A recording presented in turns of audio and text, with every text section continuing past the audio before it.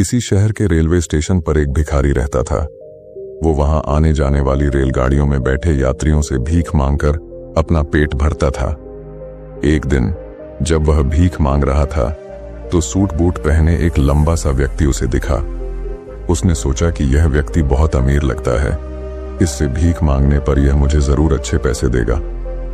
वह उस लंबे व्यक्ति से भीख मांगने लगा। भिखारी को देखकर उस लंबे व्यक्ति ने कहा, तुम हमेशा मांगते ही रहते हो, क्या कभी किसी को कुछ देते भी हो? भिखारी बोला, साहब मैं तो भिखारी हूं, हमेशा लोगों से मांगता ही रहता हूं, मेरी इतनी औकात कहां कि किसी को कुछ दे सकूं। लंबा व्यक्ति बोला, जब किसी को कुछ दे नहीं सकते तो तुम्हें मांगने का भी कोई हक नहीं है।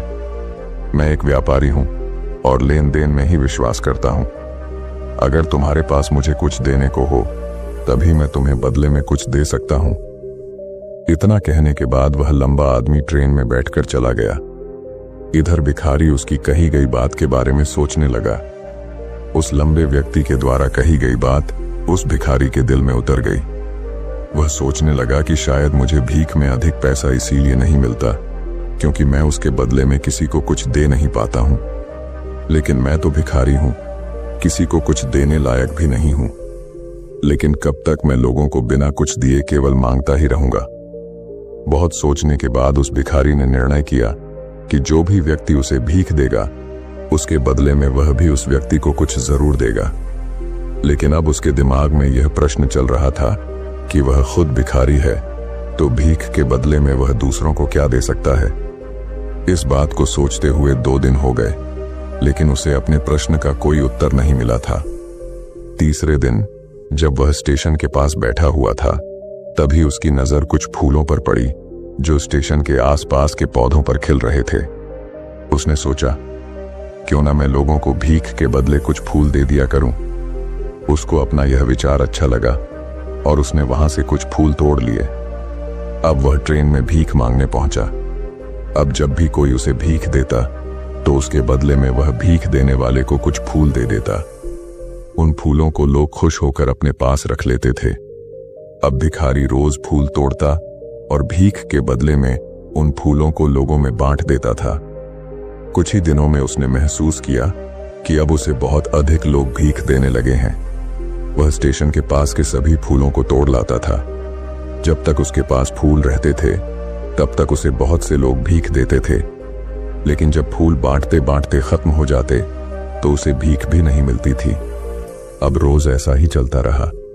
एक दिन जब वह भीख मांग रहा था तो उसने देखा कि वही लंबा व्यक्ति ट्रेन में बैठा है जिसकी वजह से उसे भीख के बदले फूल देने की प्रेरणा मिली थी। वह तुरंत उस व्यक्ति के पास पहुंच गया और भीख मांगते हुए बोला, आज मेरे पास आपको देने के लिए कुछ फूल हैं, आप मुझे भीख दीजिए तो बदले में मैं आपको कुछ फूल दूंगा। उस लंबे व्यक्ति ने उसे भीख के रूप में कुछ पैसे दे दिए और भिखारी ने कुछ फूल उसे दे दिए। उस लंबे व्यक्ति को यह बात बहुत पसंद आई। वह बोला, वाह क्या बात है, आज तुम भी मेरी तरह एक व्यापारी बन गए हो। इतना कहकर फूल लेकर वह लंबा व्यक्ति अपने स्टेशन पर उतर गया। लेकिन उस लंबे व्यक्ति द्वारा कही गई बात एक बार फिर से उस भिखारी के दिल में उतर गई। वह बार बार उस लंबे व्यक्ति के द्वारा कही गई बात के बारे में सोचने लगा और बहुत खुश होने लगा। उसकी आंखें अब चमकने लगीं। उसे लगने लगा कि अब उसके हाथ सफलता की वह चाबी लग गई है जिसके द्वारा वह अपने जीवन को बदल सकता है। वह तुरंत ट्रेन से नीचे उतरा और उत्साहित होकर बहुत तेज आवाज में ऊपर आसमान की तरफ देखकर बोला, मैं भिखारी नहीं हूं, मैं तो एक व्यापारी हूं, मैं भी अमीर बन सकता हूं। लोगों ने उसे देखा तो सोचा कि शायद यह भिखारी पागल हो गया है और अगले दिन से वह भिखारी उस स्टेशन पर फिर कभी नहीं दिखा। लेकिन 6 महीने बाद इसी स्टेशन पर 2 व्यक्ति सूट बूट पहने हुए यात्रा कर रहे थे। दोनों ने एक दूसरे को देखा तो उनमें से एक ने दूसरे से हाथ मिलाया और कहा, क्या आपने मुझे पहचाना? दूसरा व्यक्ति बोला, नहीं, क्योंकि मेरे हिसाब से हम लोग पहली बार मिल रहे हैं। पहला व्यक्ति बोला, नहीं, आप याद कीजिए, हम पहली बार नहीं बल्कि तीसरी बार मिल रहे हैं। दूसरा व्यक्ति बोला, मुझे याद नहीं, वैसे हम पहले 2 बार कब मिले थे? अब पहला व्यक्ति मुस्कुराया और बोला, हम पहले भी 2 बार इसी ट्रेन में मिले थे। मैं वही भिखारी हूं जिसको आपने पहली मुलाकात में बताया कि मुझे जीवन में क्या करना चाहिए, और दूसरी मुलाकात में बताया कि मैं वास्तव में कौन हूं। दूसरा व्यक्ति मुस्कुराया और अचंभित होते हुए बोला, ओह, याद आया, तुम वही भिखारी हो जिसे मैंने एक बार भीख देने से मना कर दिया था और दूसरी बार मैंने तुमसे कुछ फूल खरीदे थे। लेकिन आज तुम ये सूट बूट में कहां जा रहे हो और आजकल क्या कर रहे हो? तब पहला व्यक्ति बोला, हाँ, मैं वही भिखारी हूं, लेकिन आज मैं फूलों का एक बहुत बड़ा व्यापारी हूं और इसी व्यापार के काम से ही दूसरे शहर जा रहा हूं। कुछ देर रुकने के बाद वह फिर बोला, आपने मुझे पहली मुलाकात में प्रकृति का वह नियम बताया था जिसके अनुसार हमें तभी कुछ मिलता है जब हम कुछ देते हैं। लेन देन का यह नियम वास्तव में काम करता है।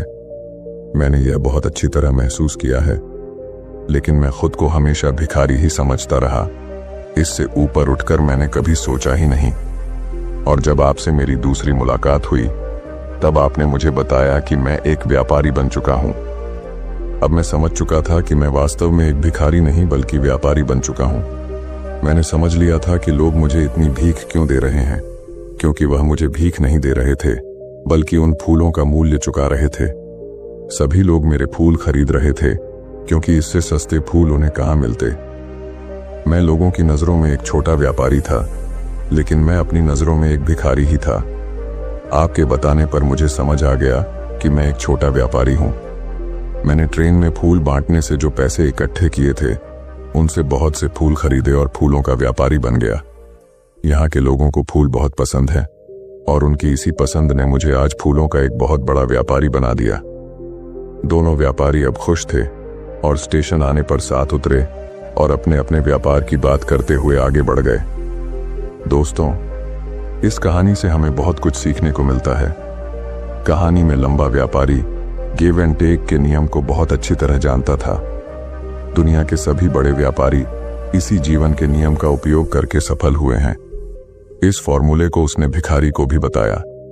भिखारी ने इस प्राकृतिक नियम को अपना लिया और इसका असर उसके जीवन में साफ दिखाई देने लगा। उसने अपनी सोच बदली और उसकी जिंदगी बदल गई। यह कहानी हमें बताती है कि हम यदि अपनी सोच बदल लें तो कुछ भी हासिल किया जा सकता है। यदि हम खुद को छोटा समझते रहेंगे तो हम हमेशा छोटे ही बने रहेंगे। बड़ा बनने के लिए हमें अपनी सोच को बदलना होगा और खुद के बारे में बड़ा सोचना होगा। कहानी का सार यह है कि सफलता आपकी सोच में छुपी होती है। खुद का आत्मसम्मान जगाइए, अपनी सोच को बड़ा बनाइए और देखिए कैसे आप सफलता के शिखर पर पहुंच जाते हैं।